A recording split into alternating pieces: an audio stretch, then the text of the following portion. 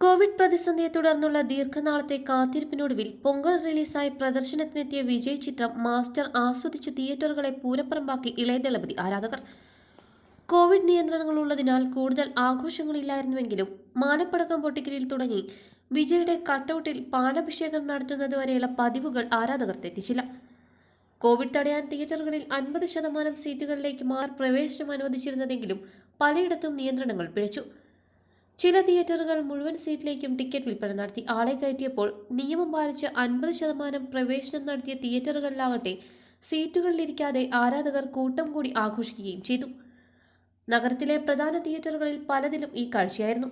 നിയന്ത്രണം ലംഘിച്ച് മുഴുവൻ സീറ്റിലും കാണികളെ അനുവദിച്ച ചെന്നൈ അശോക് നഗറിലെ കാശി തിയേറ്ററിനെതിരെ പോലീസ് കേസെടുത്തു. പകർച്ചവ്യാധി നിയമപ്രകാരം കേസെടുത്ത് തിയേറ്ററിന് 5000 രൂപ പിഴ ചുമത്തുകയും ചെയ്തു.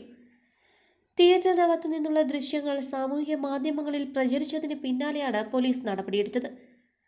നഗരത്തിലെ മറ്റ് 9 തിയേറ്ററുകൾക്കെതിരെയും കേസെടുത്തിട്ടുണ്ട്. മാസ്ക് ധരിക്കാതെയും ശാരീരിക അകലം പാലിക്കാതെയുമാണ് ഭൂരിഭാഗം തിയേറ്ററുകളിലും ആരാധകർ ഇടിച്ചു കയറിയത്.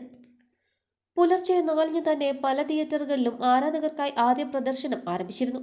ടിക്കറ്റ് ലഭിച്ചില്ലെങ്കിലും റിലീസിന്റെ ആഘോഷത്തിൽ പങ്കുചേരാനും ഒട്ടേറെ ആരാധകർ തിയേറ്ററുകളിലെത്തിയിരുന്നു.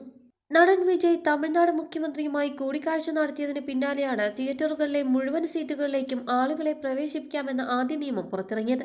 എന്നാൽ കേന്ദ്ര സർക്കാർ ഇതിനെതിരെ രംഗത്തെത്തുകയും 50% സീറ്റുകളിൽ മാത്രമേ പ്രവേശനം അനുവദിക്കാൻ പാടുള്ളൂവെന്ന് പറയുകയും ചെയ്തിരുന്നു. എന്നാൽ ഇതെല്ലാം തെറ്റിച്ചുകൊണ്ടാണ് തിയേറ്ററുകൾ കൂടുതൽ ആളുകളെ കയറ്റിയത്.